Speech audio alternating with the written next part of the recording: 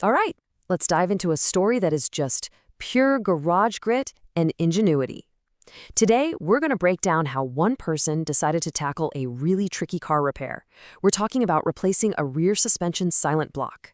And they did it with just one good hand and a handful of basic tools. It's pretty amazing. Right off the bat, you get this dose of reality. This isn't one of those slick, super polished mechanic videos where everything goes perfectly. Nope, this is about the real-world frustration and ultimately the triumph of doing it yourself, where things almost never go according to plan. It's just a great reminder that sometimes you just gotta push through the tough parts. And that's really the big question we're digging into, isn't it? Forget the giant hydraulic presses and all the fancy, expensive equipment. This is a story about being resourceful, using a little bit of muscle, and knowing a few absolutely crucial tricks of the trade. So let's see how it's done. Okay, but before we can even think about replacing the part, we need to know what it is we're even dealing with. It's called a silent block or a bushing, and believe me, it plays a massive role in how your car feels and handles every single time you drive it. The best way to think of it is like cartilage in your joints, like in your knee. It's this tough little sandwich of rubber and metal that's squished between all the moving parts of your suspension. Its whole job is to soak up bumps, vibrations, and noise so you don't have to. It's built to flex and absorb all that energy, which is what gives you that nice, smooth, quiet ride. And man, the difference between a good one and a bad one is just night and day. A healthy silent block keeps everything feeling tight, controlled, aligned. But a worn-out one, like the one from our source material that was literally torn apart, that's where you get all those clunks, the sloppy handling, and yeah, it can even cause your tires to wear out unevenly.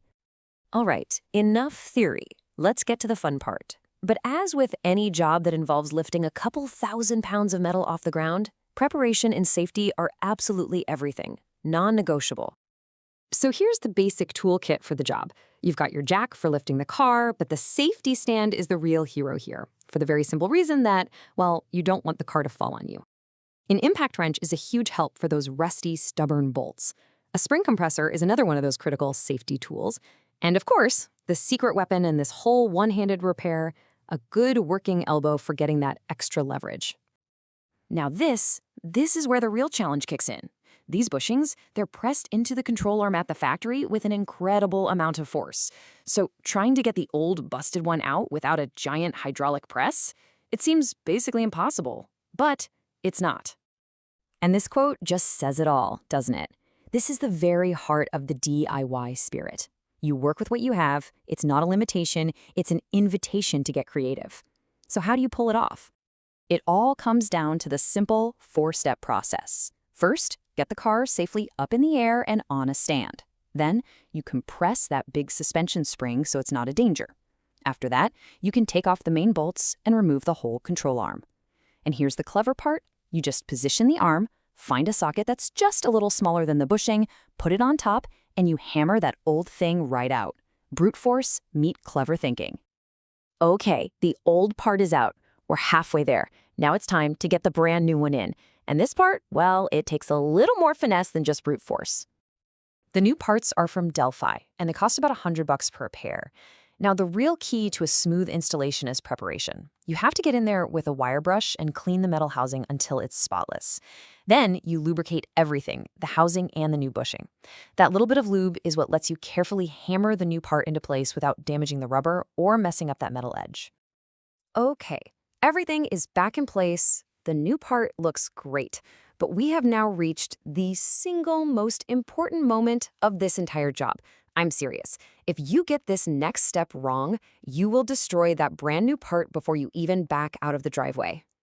This is it, the golden rule. You absolutely cannot tighten those main suspension bolts while the wheel is still hanging in the air. You get them snug, just hand tight. Then you put the wheel back on and lower the car completely so its full weight is sitting on the suspension. Only then, and I mean only then, do you grab your wrench and do the final tightening.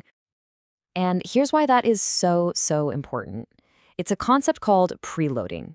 See, if you tighten everything down while the suspension is all stretched out, you're locking that rubber bushing in a twisted, stressed out position.